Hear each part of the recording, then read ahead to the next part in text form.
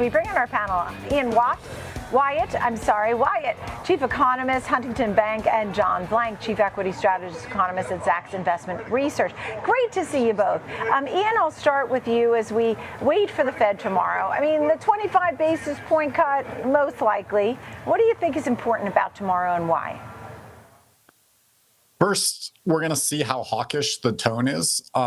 Certainly last time, Powell spoke extensively about divisions in the Fed.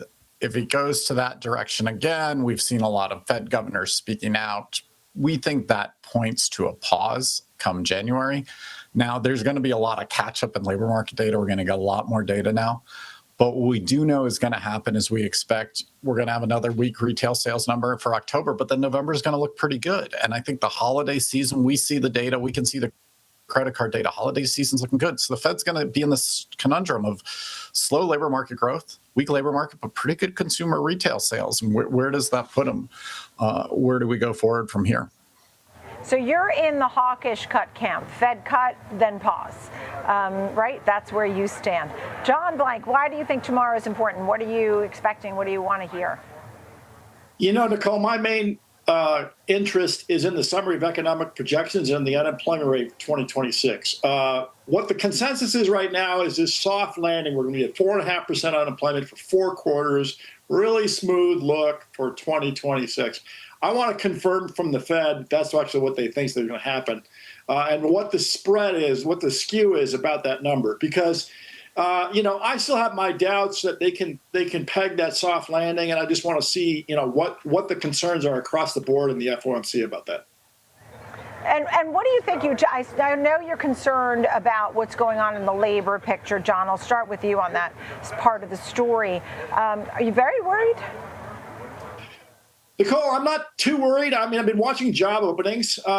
What we can get here with job openings is we can get from a real nice number of 7.5 million job openings like we saw today down to 6 million. And then, Nicole, if we get to 6 million, we're going to go to 6% unemployment real fast. So the problem here is we're getting to this question of a kink in the labor market, which means everything seems fine, seems continuous, seems linear. Then all of a sudden we get to the point where the cracks widen and we get a big break. If we get to 6% unemployment, we're going to be in a major recession next year. Understood. I mean, are you worried about, we talk about labor and inflation. Ian, tell me more. What are you more worried about and why? I'm a bit worried about the labor market. We've seen an uptick in the unemployment rate. We were at 4.0 beginning of the year. We were at 4.1 in June. September, we come in at 4.4. We've seen very low hiring, really outside of healthcare, leisure, and hospitality. There really hasn't been job growth. So we have kind of a stuck labor market, but I'm not really nearly as negative as far as the outlook for next year. I think we are in a growth. We expect growth next year. We expect a decent number for GDP, somewhere in the 1.5–2% range. That puts us returning to a little more job growth, enough to keep the unemployment rate steady. And when we talk to companies, we hear from them. I'm in Pittsburgh talking to a whole bunch of our clients here today, and they're saying comp pool's going up 3.5–4% next year. That'll boost consumer spending. And the beauty of that, of course, is we're at a just under 3% inflation environment. So you're talking about a 1+% growth in real compensation. And you, of course, have wealthy households benefiting from a pretty decent stock market as well. We put that picture together. We see job growth next year. We think that's okay. My concern and our team's concern is PCE inflation. And really a lot of that driven by some of the changes in immigration policy and just generally a tight labor market at the lower end, driving some inflationary pressures there that keep it elevated.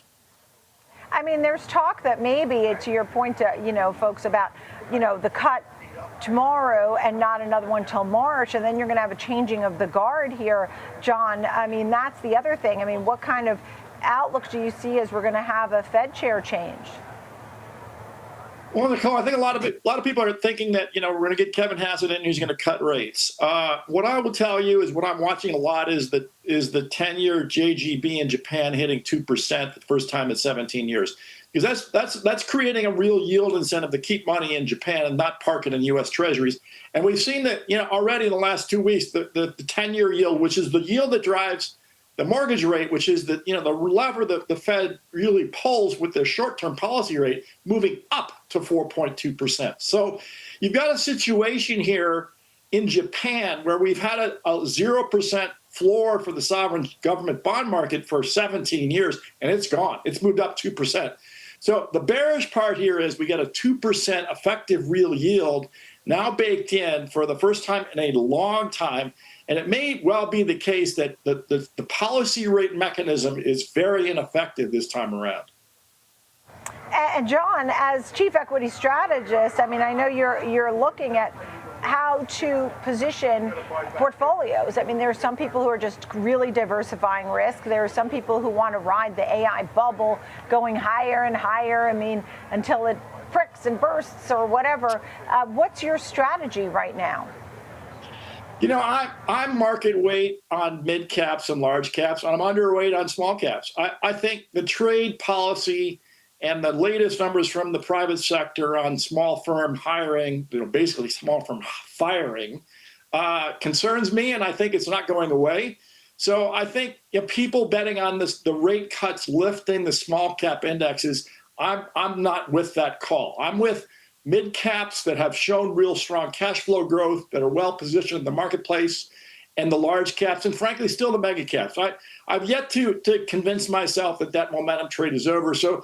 But I'm not overweight. I would tell you I'm market weight on mid caps and small and large caps. Understood. And when we look in about what the incentives could be and the tax purposes, I know you are always looking at the economy. Your thoughts here on that story. Are we going to see more equipment investment or more manufacturing? I mean, and we know Capex spending has been pretty huge. Is the tax incentive a big story in the tax bill? No question. I was talking to dealers in Texas, auto dealers in Texas a couple of weeks ago. I literally was just talking to one of our bankers about an hour ago here in Pittsburgh, who he had a client come in for another $4 million to fund more equipment investment. Auto dealers, same thing. They were telling me, those classic, all the Ford dealers were saying all those white trucks, the commercial grade trucks were just flying off the lots right now, that they were seeing really on the commercial side, they were seeing strong sales. A lot of companies were looking that side to invest. My concern is a little bit on the structure side of investment next year. When I look at the aggregate economy, we definitely have the data center trend. We have the associated power demand trend. Pennsylvania here, incredible growth in data centers, absorbing a lot of the nuclear capacity here in Pennsylvania. But you have the problem of a lot of construction activity was tied around the shift to EVs, which is tremendously slowed down. You have a lot of other we have a excess supply of warehouses here. There's a lot of categories of commercial construction where we do see some weakness. So we expect strong investment activity in equipment, maybe a much weaker year in terms of investment in structures next year. Great to see you both. Ian, Wyatt, John Blank, thank you for being with me here on the Watch List on Schwab Network.